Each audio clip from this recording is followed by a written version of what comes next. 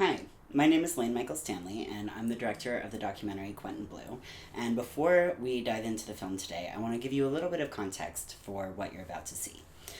Quentin Blue is a music documentary. It's a story about a band formed in San Quentin, but we've also approached the storytelling from a restorative justice lens. And I want to take a moment to explain what exactly that is. So restorative justice is many things, but ultimately it asks us to hold space both for the reason a crime was committed, the context it was committed, who someone was, what they were struggling with that led them to the point that they made the decision that they made, right alongside the sometimes profound impacts of those crimes and the harm caused by them. And restorative justice asks us to hold that complexity and not let either of those things negate the other. And so you are going to hear crime stories in this film, and they do include murder, domestic violence, and sexual abuse. So we let you know that so that you can choose when and how to watch this film in the way that best takes care of you. But I also want to share that because we've really discovered that we have a real opportunity here to show what positive accountability looks like. But because we set out to make a short documentary, or we thought we were making a short documentary, we didn't quite have time to dig into the real value system and framing of defining restorative justice within the film itself. And we feel that it's the next step in our mission to expand the film into a feature documentary that can provide a lot more of that framing, definitions, and examples of what the work looks like inside and outside of prison, so that we can educate and make the film more accessible to a wider audience and bring people into restorative justice work who might be new to the concept of perpetrators healing. So we hope that if you're moved by what you see, that you'll check out the film website, which is linked in the description, to see how, what our fundraising goals are, the resources that we need to complete the feature version, and how you can become part of our community. So thank you so much for watching, and we're excited to connect with you.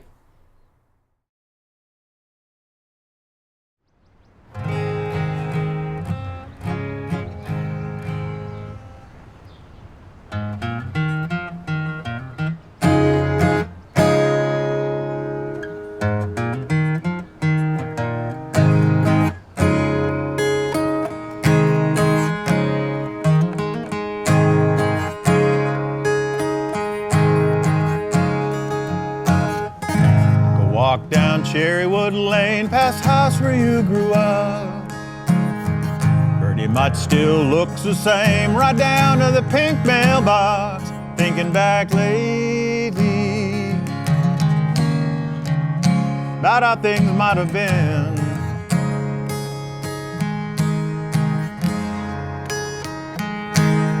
Hey, Billy.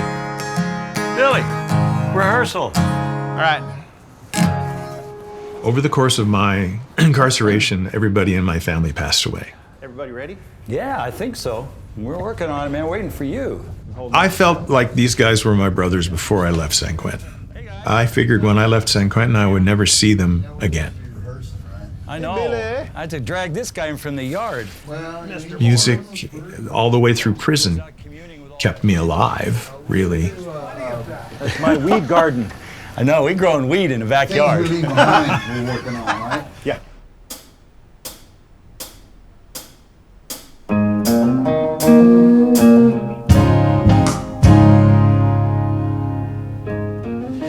So, I'm blessed, truly. And sometimes I think I don't deserve it at all. But we're doing okay.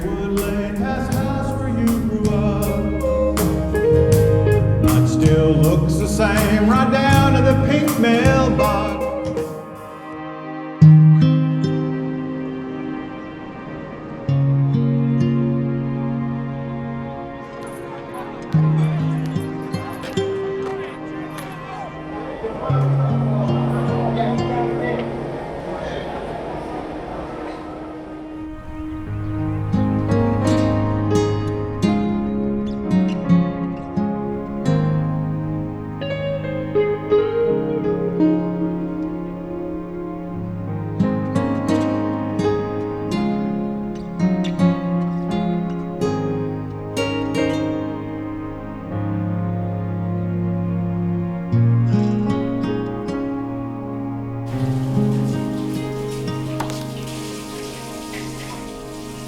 So in the original band, before we had a chance to get guitars over on B Yard, they wouldn't trust us with anything that had a metal truss in it. No. Right? Oh, wow. So the only thing we could get was a nylon-string guitar. Nylon classical, sure. But before we got these guitars, Marco, who's in the picture, right?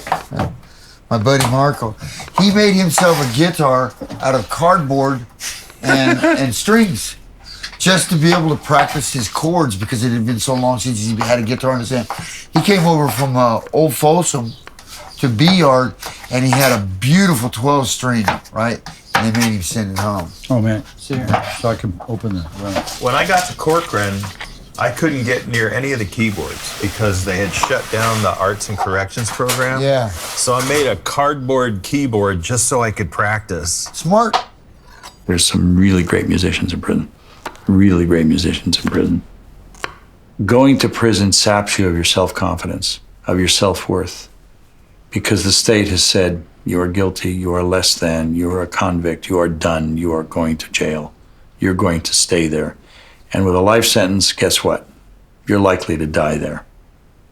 Find your rehabilitation in that punishment.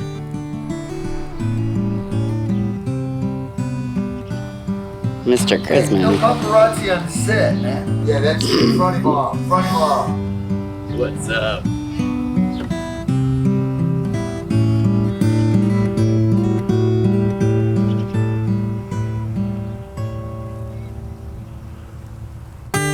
Someone must have told me because it seems I knew.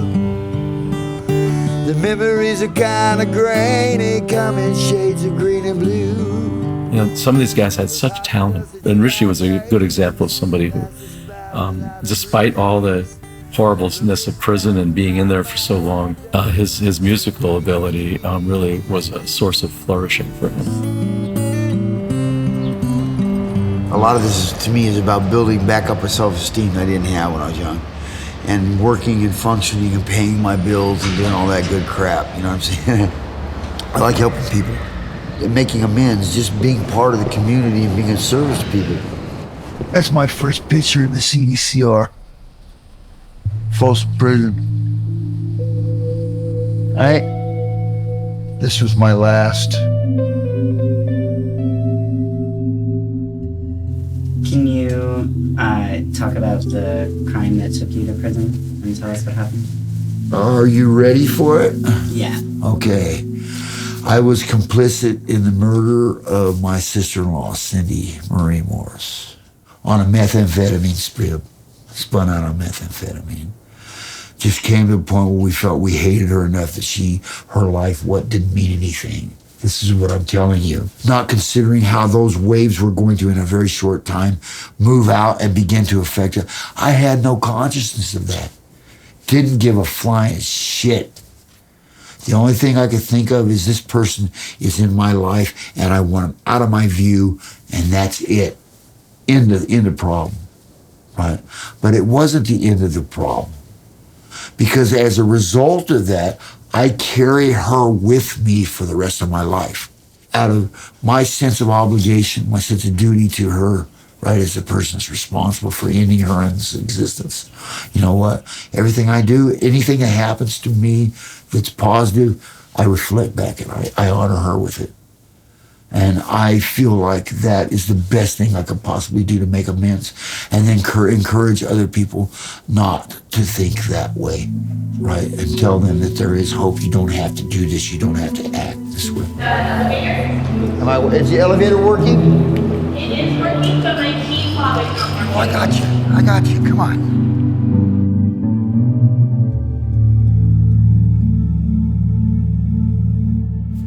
What is this? Here, use this. I'm just gonna dig my hand in it. No, I didn't want to witness that. Is that the last of it? Yeah, and then we got a guy. Yeah, I'll get him. I'll get the fine tune.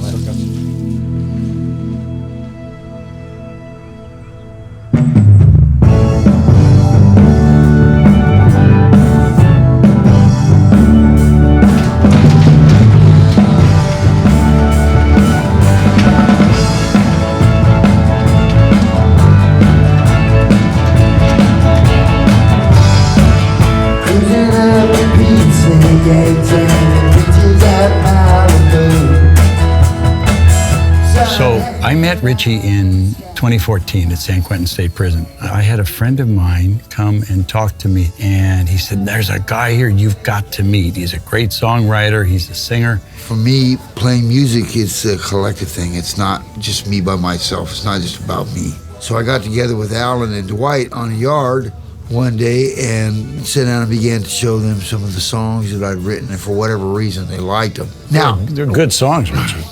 That's why we liked them. They were good songs. Before we knew it, we were up on stage on our buckets playing our acoustic guitars and his bass. The best prison music I was ever involved with.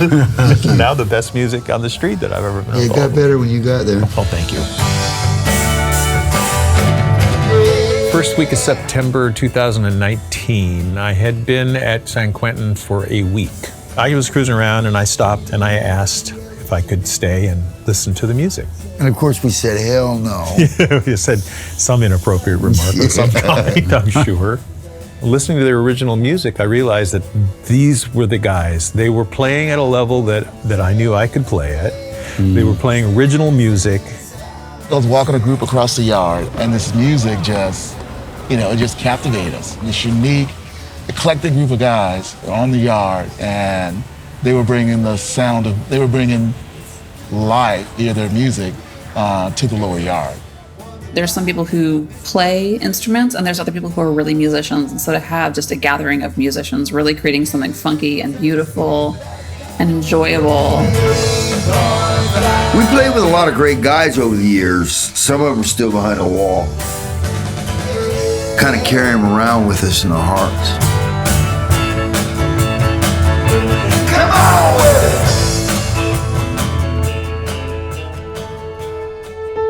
it! When guys get a date for the Board of Parole, to go in front of the board, I don't know about my colleagues, but I get a little obsessive. Commonly, if the board doesn't go well, people don't come to class. So he didn't come to class, and he came in at the end of class, and he was just, his whole body language was just down. And I was like, oh God. And I go over, and I'm just like, we don't hug, but it was like everything I could do not to. I was just so like, I'm so sorry. And he was like, I'm going home. I was like, what? He was like, I'm going home. I can't be in the play, I'm going home. And I was like, I think I slugged him. Like, Getting out of prison was a lot harder than getting in. Dwight was at his bar and I got a chance to say goodbye to him. Till they processed me out, and my brother and my son came and picked me up. But I recognized my brother, my son was standing behind me. I didn't recognize him. I had, for almost 35 years, not seen him in that context. Dwight and I, when we were still in the pen, I was talking to him about visions. I've been talking to him about visions for a long time, right? I couldn't, for the life of me, convince him that he was going to get paid. He couldn't see it for himself. My biggest fear initially was somebody was going to knock on the door and say, Crisman, we made a mistake. Turn around, cuff up, you're going back. That took a long time. Took a long time to get over that. Took a long time to feel comfortable walking down the street in the open air. I really had to look 10 ways either way before I even thought about stepping off a curb and crossing. I felt so vulnerable in the crosswalk. No, I came out of prison figuring that I was going to be alone. We all left separately. We were not in communications with each other. Literally gave all of my Quentin Blue music charts away. And then within a few days' time, living at Francisco Homes, I found out that Dwight lived downstairs from me in the other half of the duplex, which was also a Francisco Home property. He walked out into the front yard one morning when I was looking out the window upstairs. It's like, oh my God, it's you! Oh, you think this is weird? Richie lives in that house down the street. It's like, what? We're getting the band back together.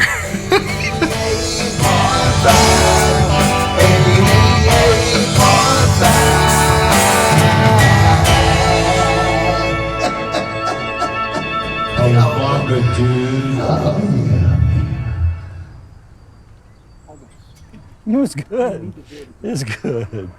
Oh, it was fun.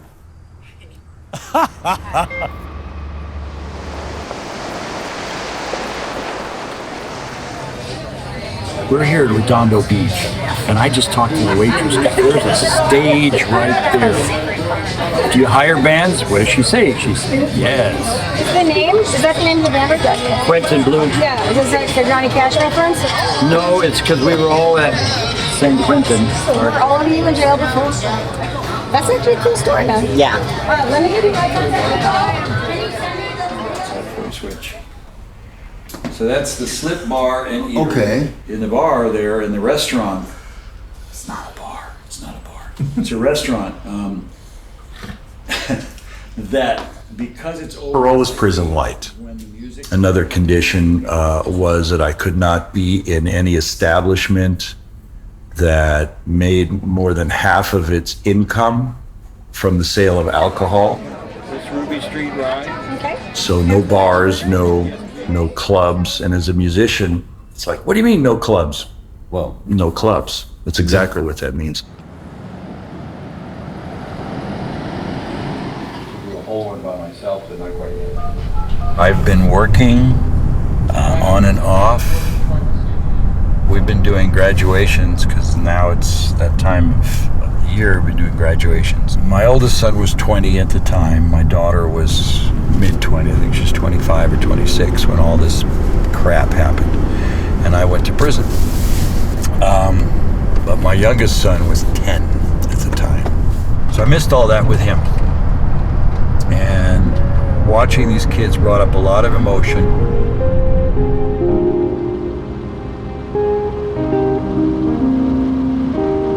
So, you know, being that music was on my mind and my kids are on my mind, my oldest son, Sean, was playing a lot of drums at the time. So I kind of concepted him playing at a concert. The board said in 2020, you are suitable for parole and we're so glad that you have family connection and family support. My parole conditions that I had to sign, in there was a clause that said, absolute keep away. You cannot connect with your kids. Likely, the best we can figure out is because their mother is the victim in this conviction. To C#7. My right symbol. I think I first met you. You were just the kid down the street. Dwight and Luana were at our wedding, and that's the last time I saw Luana alive. What resulted because of my inability to make tough decisions and my lack of skill and knowledge in dealing with this and my own weakness in wanting to continue to medicate and cope with a dysfunctional life. I drank, and that was not good for her. That did not help her manage her own addiction. She fell and hit her eye in the bathroom. And I did not know that until later that she had slipped into a coma on the way to the hospital, the emergency room. And the next thing I know, there are 6 officers showing up at the house, rudely breaking down the side gate, coming in and dragging me out, handcuffing me and arresting me. In front of your children? Mm-hmm.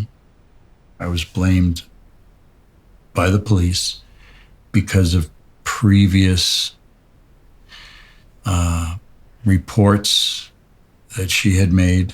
She made several police reports against me alleging abuse, which she later recanted. I had to understand what being vulnerable was about and the power of vulnerability to be able to say, okay, if you didn't do what they convicted you of, what the hell did you do? Let's see. Take this, make it even more your own, and find a way to be an even more powerful storyteller with your phrasing.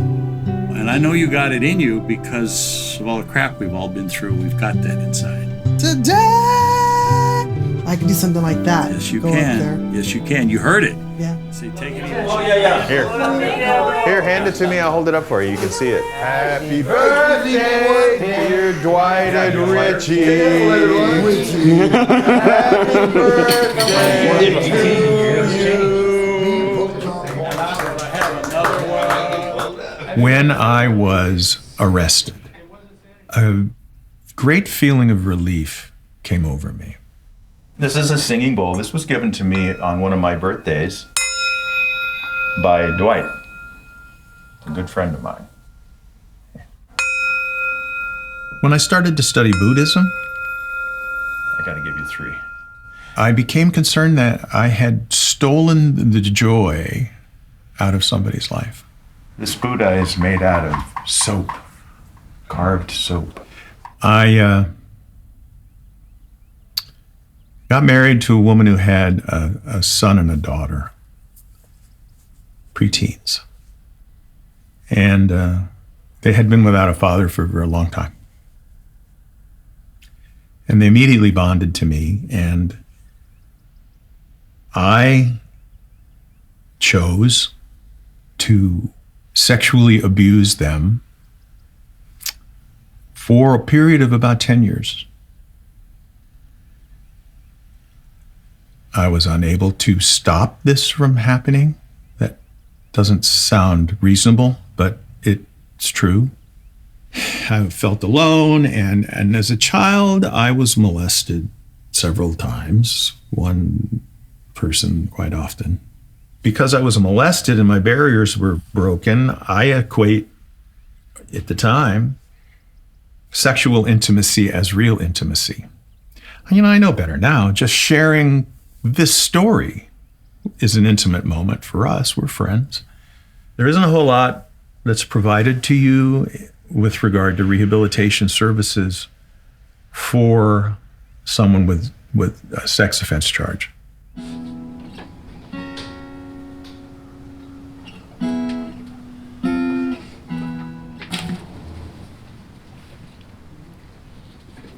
It's about developing an understanding of the harms that I've caused. I started looking at this in terms of empathy, right? And when I got into the lifers group, we got into a section where we needed to understand what empathy was. And I wrote a letter from the standpoint of my victim, man, what she'd suffered in her last moments. And it not only shifted something seriously in me, but I saw it actually shift in the other people. They began to realize, so that's what this is about. I had done enough reading where I had begun to believe that cognitive behavioral intervention, cognitive behavioral therapy, it was the key to this whole thing, because I had programming in myself that I didn't understand or even know was there. So I formed a group that was based on some videos that we would watch and then discussion. And I wondered if I would get people to sign up for it. And when I put up sign-up sheets in the buildings, I got back like 65 people that wanted to be in this group. Wow. And I couldn't do that, but I knew that it had legs. It would be something that could cycle. The takeaway I got from that was that when I was doing something for someone else, where my life prior to that had always been, hey, what's in it for me? Hurt people hurt people. But the other side of that is healed people heal people. Healed people heal people. This experience that we have, what do you do with it? What are we supposed to do with it? And my answer is be ready. Yeah. Be ready to step in where it's appropriate, to use the life experiences that we have and say, here's my hand. This is almost actually happening. There he is. Thank you, Lieutenant. How you doing, sir? I am doing so well. This is like a moment of truth. We're playing with our butts. The other half of the band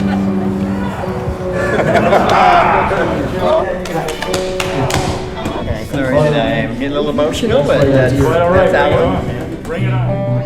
2, 3.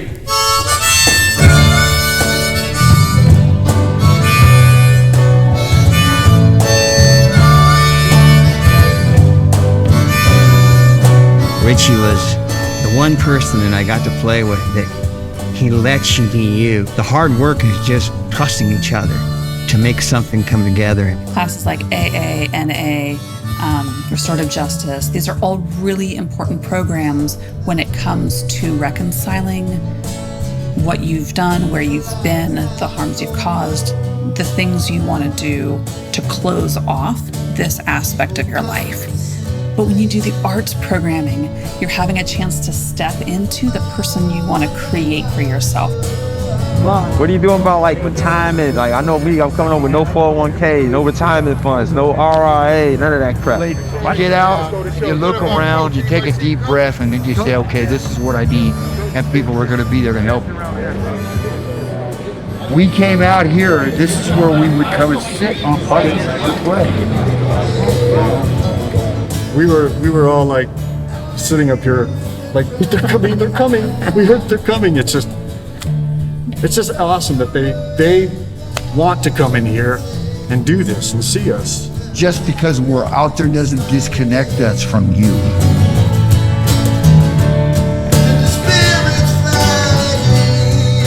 It's like family will always say, oh, you're doing such a great job. That's wonderful. Isn't that cute? You great little inmate. Isn't that what? I think we're past that now. What I hope will happen is that we will have a modicum of success with our music when it's released to the streaming services. Do I think it's going to make me rich? It already has, but not monetarily, but it has enriched my life. I'm humbled by the fact that people care enough about me to want to participate in this. So I'm kind of on a reverse path now, an upward spiral rather than a downward spiral. I would like to write a hit song. I would like to have my music featured in film. Oh, wait. Richie will say, I don't believe in coincidences. I personally do believe in coincidences, but I wouldn't say that to him. But it does feel like our coming back together with the band and having the success that we have had so far, that I cannot say to Richie that it's just a coincidence.